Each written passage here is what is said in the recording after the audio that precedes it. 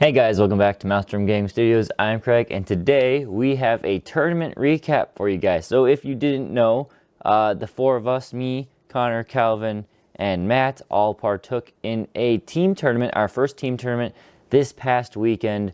We'll go over our list and stuff later, but we had a blast at this tournament, and this video is just going to be a review recap. Specifically, we're going to touch on the team as a whole, and then individually I'll talk about my Tyranid list because you guys are Tyranid fans, so I'll go in depth into my matchups a little bit, give you a rundown how the Tyranids went. It was a pretty good weekend for my bugs at the very least. Before we get into it, just again want to remind all of you to like and subscribe if you want to stay up to date on all of our content here at Maelstrom Gaming Studios. And again, thank you to all of our members. You really help us keep going here more than anything else. So now with that, let's dive into today's video.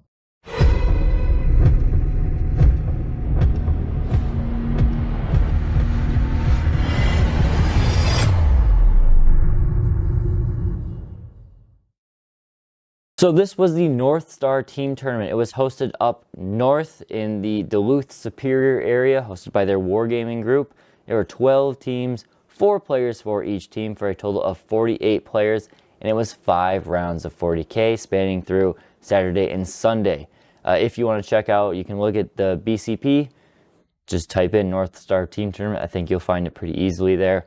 Now, team tournaments are different than regular RTTs and GTs. It is a team-based matchup, so I have more of my 4 teammates, well, me and my 3 teammates against 4 enemy lists, and we basically go back and forth deciding the matchups between a team captain and the other team captain, and we play out 4 games, and we use a WTC scoring, so instead of on a 0 to 100 scale, it is a much smaller scale of scoring, and we see as a whole which team won, lost, or draw, because drawing is more common in the game.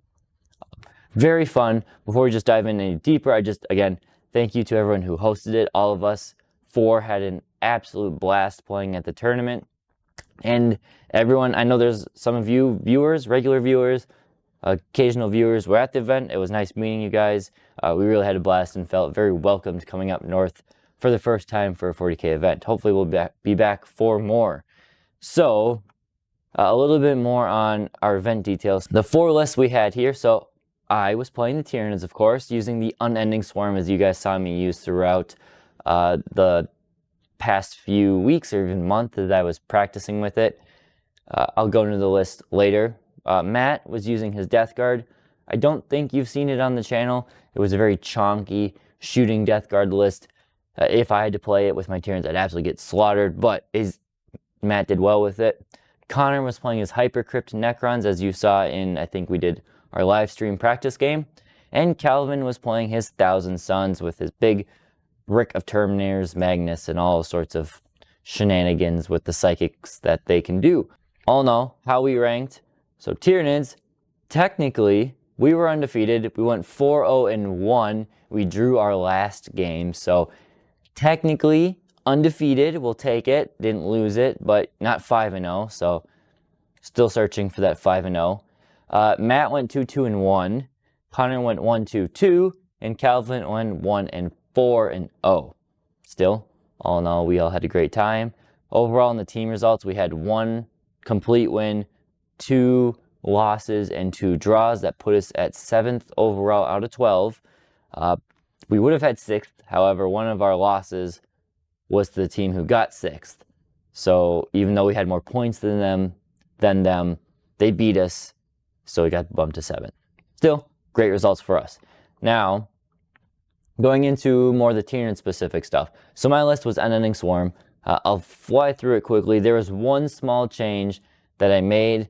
So my Flyrant, I took off her enhancement to add 2 extra inches of movement. I was playing around with it just because I thought 12 inches, she was a little slow. It's not worth it to give that to her, and instead added a 3rd Ripper Swarm, so I had 3 individual Ripper Swarms. That one typically started on the board, so I deep struck 2, started 1 on the board, and it moved around with the Gaunts to either cause a turn of having OC or being someone who can do some sort of actions or something like that. So I had the Flyrant, I had Turvagon, and the Neurotyrant, the 3 Synapse beacons of my army, which are very crucial in Unending Swarm. In the battle line, where the fun is, we had a block of 20 gargoyles, a block of 10 gargoyles, one block of 20 Hormagaunts, 4 groups of 20 Termagants. Now these all had Spine Fists, except one Strangleweb in each of them. Technically you could take 2, but I just, model-wise, I had 1 for everything. Then in the others, we had a Biovore, we had 2 Exocrines, we had 2 Neurolictors, we had 3 individual Ripper Swarms, as I said, and 1 squad of Venomthropes. All in all, it was a large amount of bodies, a lot. I was exhausted playing through this list 5 times in a row. Technically it's 3 and 2, but still I was dead. I just exhausted. We didn't really worry about time, barring one little instance, but not really my stuff. While it was an exhausting weekend, we still had a lot of fun, so I can't complain. I really got to show off the power of Unending Swarm, especially into certain matchups. It just really hammers home the scoring there. So again, I'll talk a little bit on my list in case you haven't seen me talk about it before in other battle reports or the live stream stuff. So the characters, I kept them very reserved to mid to late game. I maybe moved them out. The Neurotyrant I need her alive to give out the Synapse and the bonus to Shadow and the Warp. Tervigon boosts the Gaunt's shooting. That lethal can be combined with the strat to give sustained. So sustained and lethals on 5s can really amp up the damage on one Gaunt squad. Typically, I didn't really bother shooting with the Termagants all that much unless there was a target that was crucial and was battle shocked, because that allowed the Spine Fist to really hammer home the damage there. And the Hive Tyrant just handed out Synapse again to near unit, and those free strats every turn were pretty big, making my Gaunts move faster, do more damage, harder to hit, whatever the case is. It was that's really what the Hive Tyrant was there for. She did a little bit of damage in melee, but she's not there to be a melee threat, just something for Synapse. And the free strats, like I said, are crucial to Unending Swarm's game plan. The battle line, Gargoyles, the big block of Gargoyles sent up the board. No problem about them there. The 10-man block of Gargoyles, I typically deep struck. And then the Hormagaunts and Termagants, they just flooded the board, stalling my opponent, doing the actions, getting my secondary points, whatever the case may be. Neurolictors, they stayed around. Actually did a lot of actions with the Neurolictors because they don't really need to be in combat, and I need them up close. And as long as they're protected by a wall of Gaunts, I felt okay about it. So that was great for them, causing, again, battle shocks on key enemies. Venomthropes were allowed me for typically a turn 1 or 2, a good durability buff to the Gaunts, giving all of them cover and stealth. Later on in the game, they're often a sacrificial lamb to go kill something or stall my opponent or go do an action while the Gaunts were busy doing something else. And the Exocrines were the only real threat in terms of damage dealing my opponent had to worry about. I often started them in strategic reserve, especially if my opponent had a long-range firepower to worry about, and then brought them on, killed something, maybe 2 things, and that was all they needed to do. If my opponent didn't have long-range shooting, start on the board to at least keep them honest with their movements. One other important note I need to mention about this list is you take fixed secondaries every time. In case you're thinking tactical, you could have some okay luck with tactical, but fixed every time. Cleanse and deploy teleport homers was exactly what you need to do. Between the Spore Mines and the Ripper Swarms, you can do deploy teleport homers every round pretty much, whether it's in the backfield or the center. And then the Gaunts having pistol weapons and assault weapons allows you to cleanse all day, every day, no problem. The big block of 20 Gargoyles can do double cleanse typically on the first turn, so that makes things really easy there too. But yeah, fixed secondaries all day, which is again why the Flyrant is so important, because that's your only real way of CP regeneration. So now we'll get into the game recap. So the first game, going into the game, I was a little worried about this matchup. I don't remember why, but while we were driving down to the event, we kind of planned out who would like to play what list, and I wasn't at the time feeling good about playing into this list. However, after playing it, those worries were quickly taken away, and Tyranids came out with a resounding win against the Chaos Demons. This was a Monster Mash Demons list. We had Be'lakor, Skarbrand, a Great Unclean One, Lord of Change, 2 Soul Grinders, and then some Nurglings and Pink Horrors for chaff and screening and whatnot. The Tyranids flooded the board, really. I moved them up, I took my objectives, I did my secondaries, and between all of the reactive moves, the surging, whatever the case is, I was able to just keep gumming up the board and stalling my opponent and holding on to my primary as best as possible. He really didn't have the resources to fight all 3 objectives at once, so he focused on 2, and while he did well, it wasn't enough to keep up because I just had that strong primary game ahead of him. And my secondary game, while I wasn't able to get the... Oh, I don't even think I mentioned that. While I wasn't able to get the full deploy teleport homers every round, the smaller one was enough to get me there. The one cool thing that happened in this game was Be'lakor was feeling bold. He had moved out to do some nasty damage and stuff. However, I got him to fail a battle shock check, and he was immediately surrounded by 40 Termagants, a Flyrant, and 20 Hormagaunts, and he did not live through that turn. I think that was one of the only times I really shot and fought with all of my stuff in one turn, and Be'lakor was quickly wiped off the board in that game. So, all in all, a good win there. So on to game 2, this was against Eldari, and again, this was another list I was not feeling comfortable going into. However, you know what, we have our little matrix we made of who would prefer to play what list, and it worked out that I gave the rest of my teammates what we were hoping were more favorable matchups, and I took this Eldari one because I thought I had a chance to pull it off or at least keep it close.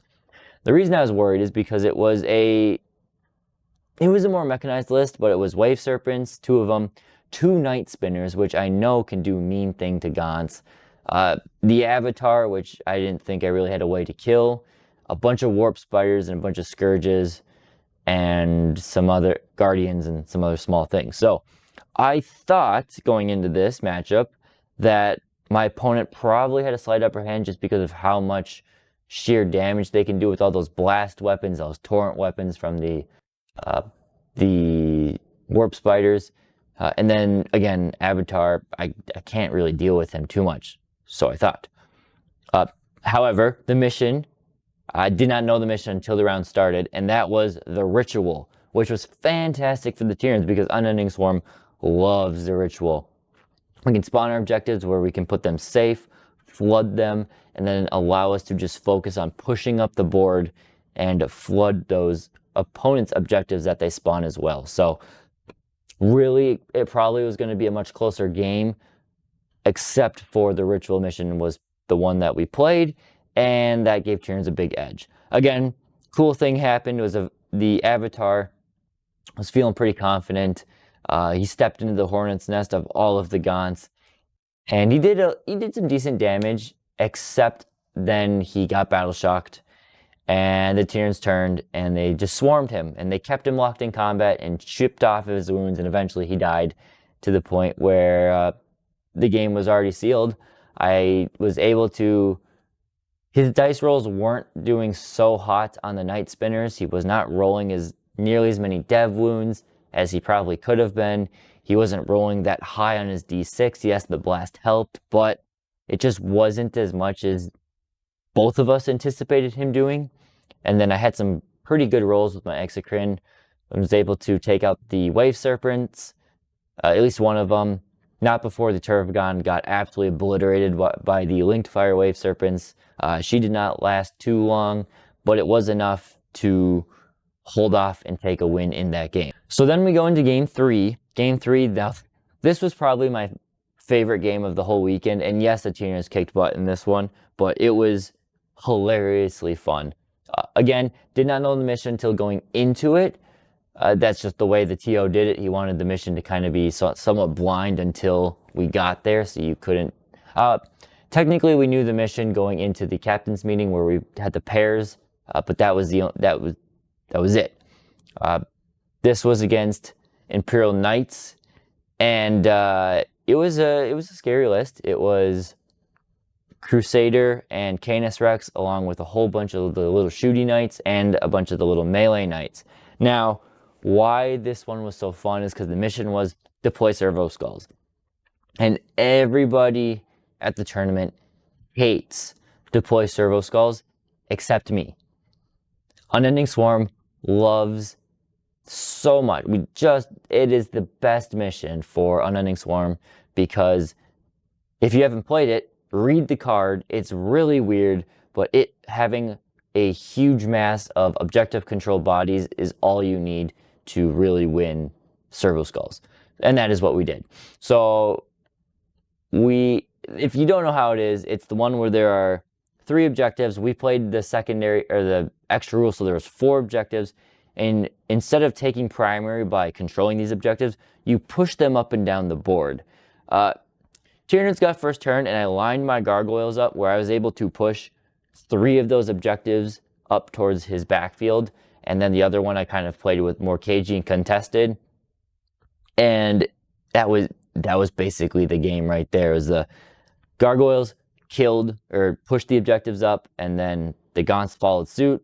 He killed all the gargoyles, and then the gargoyles I spent my 2 CP. They deep struck back in, moved, shot, and then we just kept pushing back. He killed so many Gaunts in the game. I think we mathed it up somewhere around 120, 130 Gaunts throughout the course of the game. 67 of those or something were gargoyles alone because I just did it over and over and over again, going up against the with the Unending Swarm respawn ability. It was just bonkers how fun it was. I only shot once in the whole game that had true meaning to the game. There was one baby knight that was on an objective that I was not able to get to that turn. I needed to stop him from bumping that one, and I had my 2 exocrines come on. The Shadow in the Warp happened. I was able to battle shock that knight along with a few others, but that one specifically got battle shocked. The exocrines came on the board and blasted that knight to pieces, but that was it. Except for turn 5 where I just killed one more knight for fun. It didn't really matter at all in the game. I did not choose to shoot. I didn't choose to fight in melee. It was really weird. I just bodied my opponent's knights and moved the objectives back and forth and ended up winning. He had a very good turn. His turn 5, I think he picked up 26 points, but between primary and secondary, he drew amazing cards to get, and by the bottom of the turn, my Gaunts were gassed. He had killed enough of them, but I had such a outstanding lead in the game that I think I only dropped 2 points the whole game. I think this was like a 93-60 something, if I remember right, 70 something. But really, a huge chunk of those points just came at the last turn. He was able to pick up a bunch of nice points, and you know, it was fun. He had a blast. I had a blast just moving my models around. He had a blast blasting Gaunts. He had a blast blasting Gaunts off the table, and it was a great game. But so that was game 3, fun, but really that right matchup and the right objective for Unending Swarm to do well. So game 4 was against Custodes. Now this one had me sweating bullets. It was a tough game, an opponent I know well, so it was always nice when you know an opponent well. You've played games against them before. It makes it a even more enjoyable game. So shout out to you, Michael. Fun game as always. His was pretty much a standard Custodes list. It was 3 blocks of Warden, a block of Guard, characters, an Inquisitor, and all of them. And then the most annoying part was 3 groups of 2 Alar's Terminators, which do mean things to Termagants and Gargoyles. He had the Assassin and Sisters and stuff, so I was sweating bullets this mission the whole time. It was not going well for me from the very beginning. The mission was Scorched Earth, which, you know, is a fine one. Doesn't really favor any one of us too much, but him having sticky objective accessibility in his army did give him a decent advantage there with this mission, because he could potentially take an objective, sticky it, and leave it, and then burn it later. Yeah, he was leveling Gaunts right away. My turn 1, he killed 2 units, which is, you do not want to happen in Unending Swarm. Your first turn, you do not want your opponent to kill 2 units of Gaunts.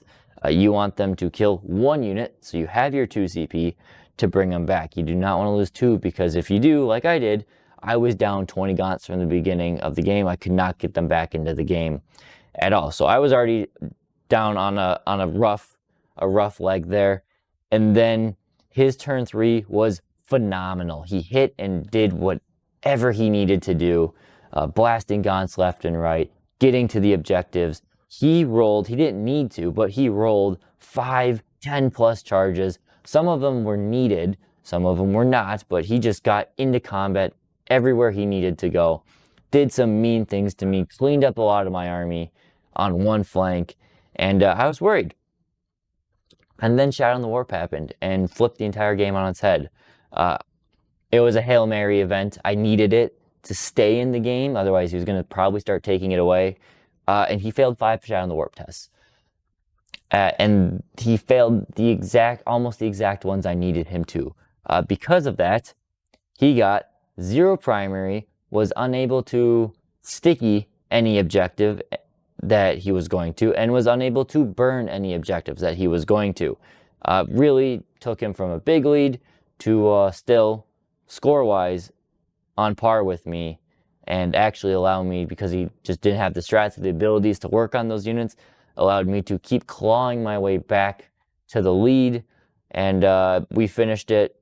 We kind of speed played turn 5, but we both we knew what was happening. It was his game to win from the beginning. He just played it perfectly, and Shadow in the Warp had other plans for the weekend. So that was that. It was a good game. It really was. Didn't really deserve to win it, but Shadow in the Warp said I should, so we did. And finally, Game 5 was versus Death Guard. Now, when we looked at the 44 other lists in the game, very few of them did I look at like, I don't really want to play that at all, or I will have no fun playing that.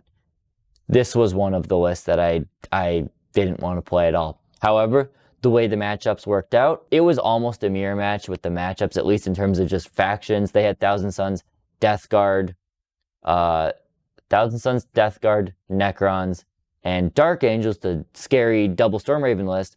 And we had the Thousand Sons, Thousand Sons, Death Guard, Necrons, and the Unending Swarm list.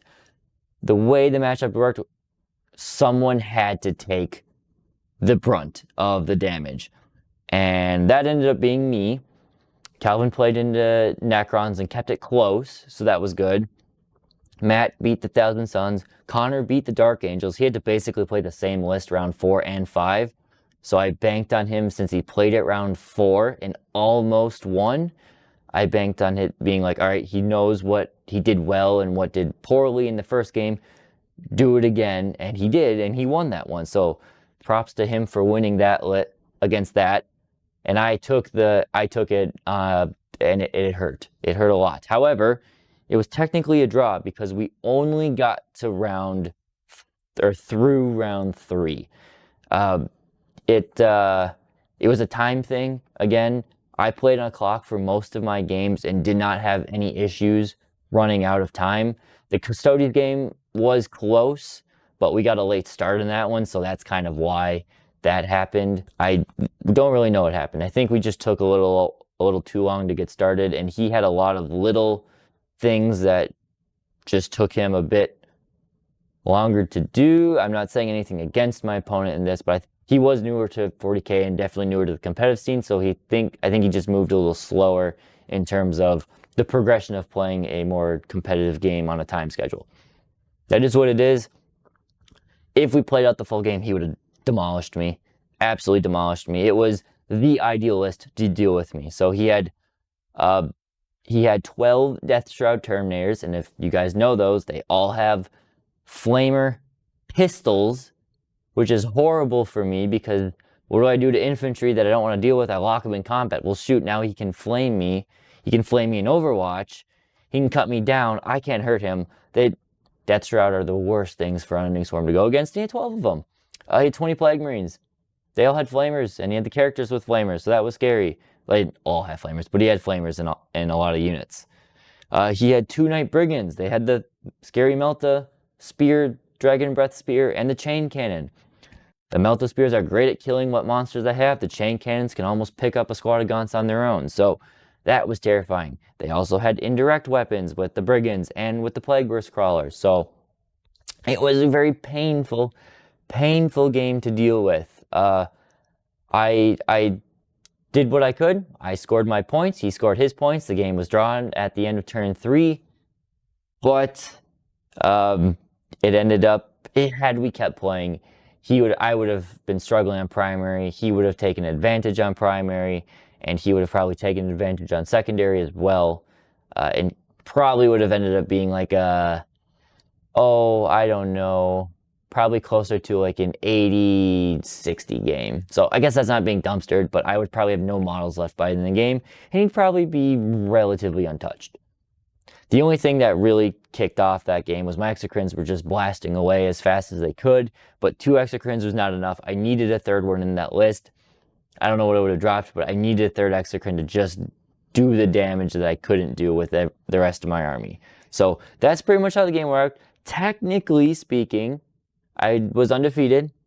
I would have lost this game, absolutely. I'm not, no doubt about it, but it is what it is. Final thoughts on the list and in the event. I had a blast. Really loved the event. I'm still torn with the list. I know it's good, but there are just some things that I don't like the feeling of. The Turfgun and the Flyrant, I'm not a fan of, but because they're expensive and I don't use them except for very crucial things. The Synapse on the Turfgun, again, important. The respawning Gaunts that she can do, important. That allows you to get, 5 extra Gaunts back to a squad that might be slightly damaged. You can manipulate that to get them onto an objective in primary, flip an objective maybe once or twice a game. That's important with Turfgun. Handing out the lethals, and then you can combo that with the lethal sustained. That allows the Devil Gaunts, or the Spine Fist Gaunts, to go from okay damage to very scary damage, especially on a battle-shocked opponent. But she doesn't really hit very hard on melee or anything like that. The Flyrant, again, the free strat is so crucial because you are spending all of your CP on regenning Gaunts. You still need to use some of your shenanigans, so having that free strat to send off those free battle tactics is, again, crucial to the survival and the utility of your army. So I like those units in it because they're important and you need them, but they just feel like in some ways a waste of points because I don't use them that much. But yeah, we'll see. The points hit pretty hard in January. The debt balance stays late. The Neurolictor is being buffed in points. The Gargoyle is being bumped in points. So that hurt this list. I probably would have had an extra unit or two a extra unit to play with in the game, but that's okay. And I'm not quite done with Unending Swarm. I would like to try this at least one RTT. I don't think I'll be able to get to a GT anytime soon with it.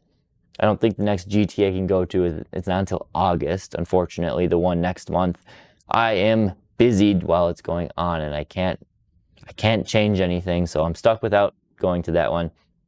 But I at least want to try this at an RTT to try not having the team tournament vibe and see how the list does. Because I think it still do well, but it's more likely I come into a matchup that will not do well. So we'll see. That's everything I got. It's probably a longer video, so I'll hopefully timestamp this so you guys can speed through and see what you want to see. All in all, we all had a blast. Hopefully, if you guys were at the tournament, whoever you are, you guys had a blast too. We really enjoyed hanging out with everyone there. Going to dinner afterwards on the Saturday night was a lot of fun. And yeah, hopefully we come back next year for it as well. So that's all I got. Thank you guys for watching, and we'll see you next time here at Nostrum Gaming Studios.